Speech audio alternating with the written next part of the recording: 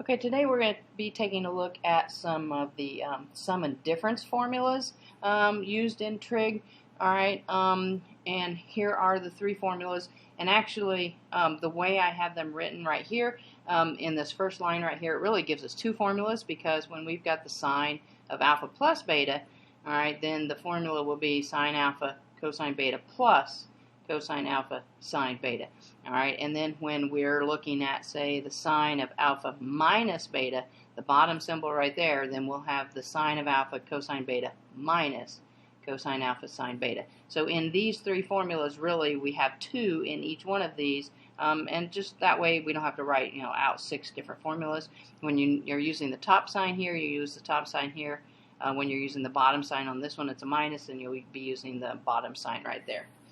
Alright, but to take some look at some examples of how you would implement these formulas. Alright, let's suppose that we're trying to do a problem that says find the exact value of the expression.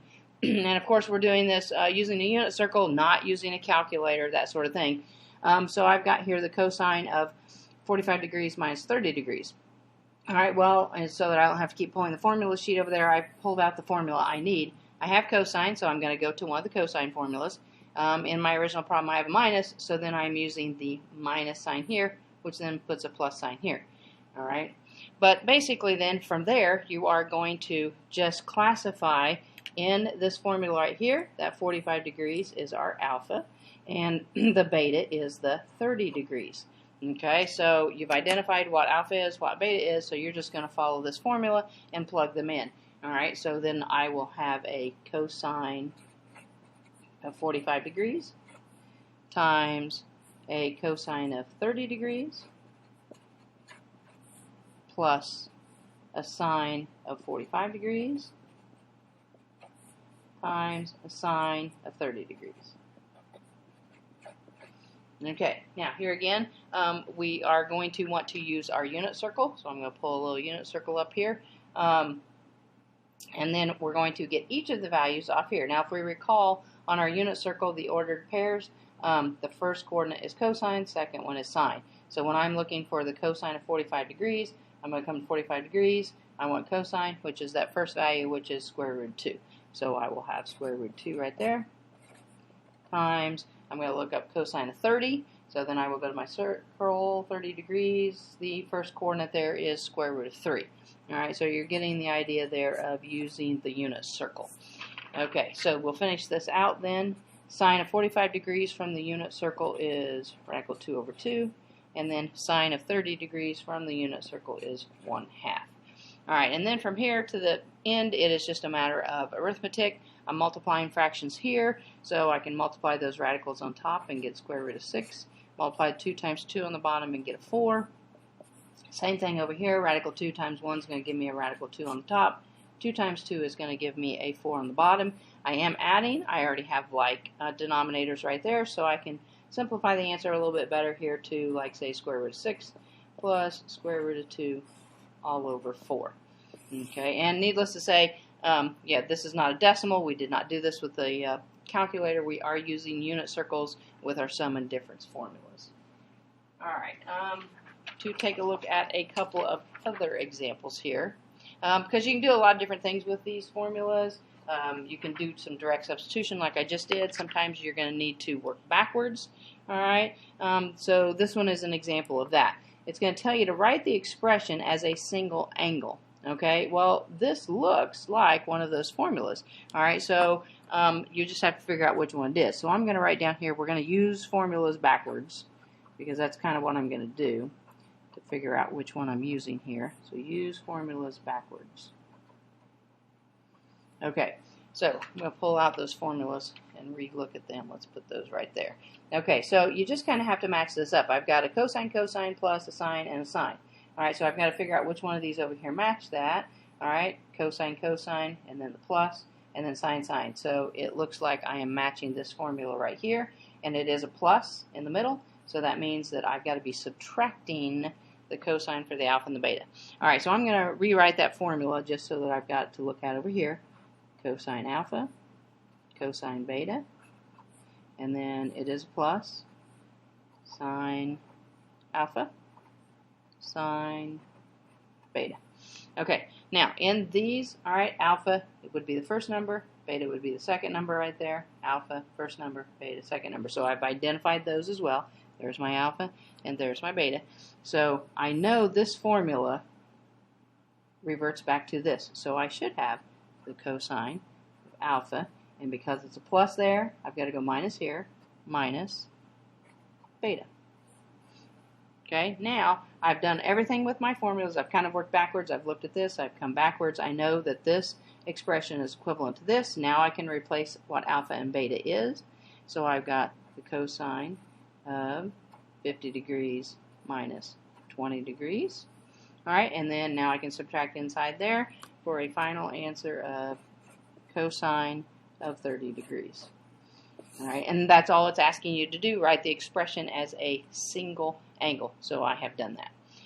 All right, now let's take a look at this over here. Again, another question where we're going to use these formulas in a backward motion. All right, it says write the expression as the sine, cosine, and tangent of an angle. All right, then find the exact value. All right, so again, I'm going to use the formulas backwards again because I've got this great big long expression that matches my formulas. So let's put use formulas backwards. All right, just a clue there to give you what we're doing here. All right, and again, you're going to look for the pattern, and you're going to look what we've got. Let's look at our formulas right here. If I move that over just a little bit, there we go. All right, I've got a sine, cosine, plus cosine, sine. All right, so which one does it match? Looks like it's going to match this first one right here. Pattern is the same, sine, cosine, plus cosine, sine. All right, so then that is the formula that I'm going to use. Okay, so I'm going to write it out here. Sine alpha, cosine beta, and it is a plus. It's a plus here, and it stays a plus over here. So I'm still with the plus here. All right, cosine alpha, sine beta. All right, now I can, I've already said, it's a plus here, it's going to be a plus here, so I'm going to go down, it's going to be a sine angle, so it'll be sine of alpha plus beta. Okay, now up here, this has got to be my alpha number, this has got to be my beta number, so now I can plug those numbers in, all right, because it says write the expression as the sine, cosine, tangent of an angle, so I'm getting ready to do that right here. So I'm going to have the sine of 40 degrees plus 20 degrees. I can add that up, and I've got the sine of 60 degrees right there. All right, and then again, you're going to want to go back and use the unit circle. You're not going to want to do a decimal or anything. On the unit circle, sine of 60 degrees is going to be square root of 3 over 2, and that's your exact value. So then there's your two answers for the two different things that they've asked you to do there. All right, now let's take a look at one more example of what you can do with this. All right, let's suppose that they give you something really simple like this that says find the exact value. All right, and they give you, say, sine of 105 degrees. All right, keeping in mind that we are not going to use a calculator on this. All right, you need to use your unit circle and things of that nature, and your sum of difference formulas. All right, let's pull the unit circle back up here. All right, now what I need to do is I need to find two numbers on the unit circle that will either add or subtract to 105. Okay, so I can just start looking and start playing with the numbers. 60 and 45, it looks like is going to work. 60 plus 45 is going to be 145. All right, so that's my goal. I'm finding two angles on the unit circle that will add to 105. Okay, so sum or sine of 60 degrees plus 45 degrees. I could have chose two numbers where I use subtraction. It doesn't make any difference because I've got sum and difference formulas. All right, this one's going to work for the sum.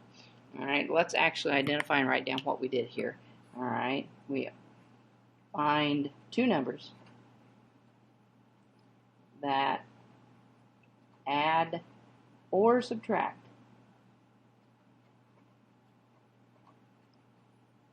to 105 and are on the unit circle.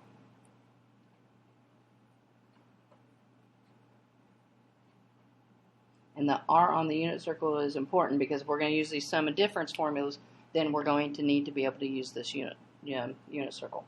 All right, so I have now the sine of 60 degrees plus 45 degrees, so now I can figure out from my sum and difference formulas which ones I'm going to use. Alright, I'm going to use the formula for sine of alpha plus beta, which is going to be sine alpha cosine beta plus cosine alpha sine beta. Alright, now it's just a matter of plugging in what we have. We know that in our scenario here, alpha is the 60 and beta is the 40. So now I can write out this expression right here.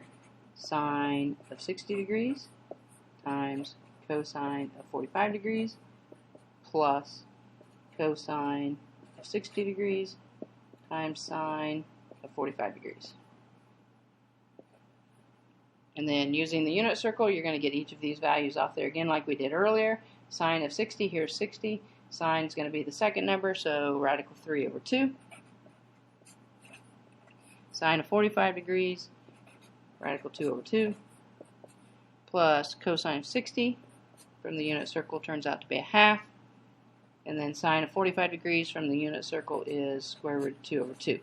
And then from there to the end is just a matter of simplifying using arithmetic. I'm going to have square root of 6 over 2. And here I'm going to have square root of 2 over 2. And I can put those over one denominators. Wait a minute. That's going to be square root of 6 over 4. Because I am multiplying right there. You don't want to make that mistake right there. Square root of 6 over 4 and radical 2 over 4. Now I can add with my common denominators square root of 6 plus square root of 2 all over 4 as a final answer. Alright, so there's about 4 examples of different things that you can do with the sum and difference formulas that we are beginning to now see in Trig.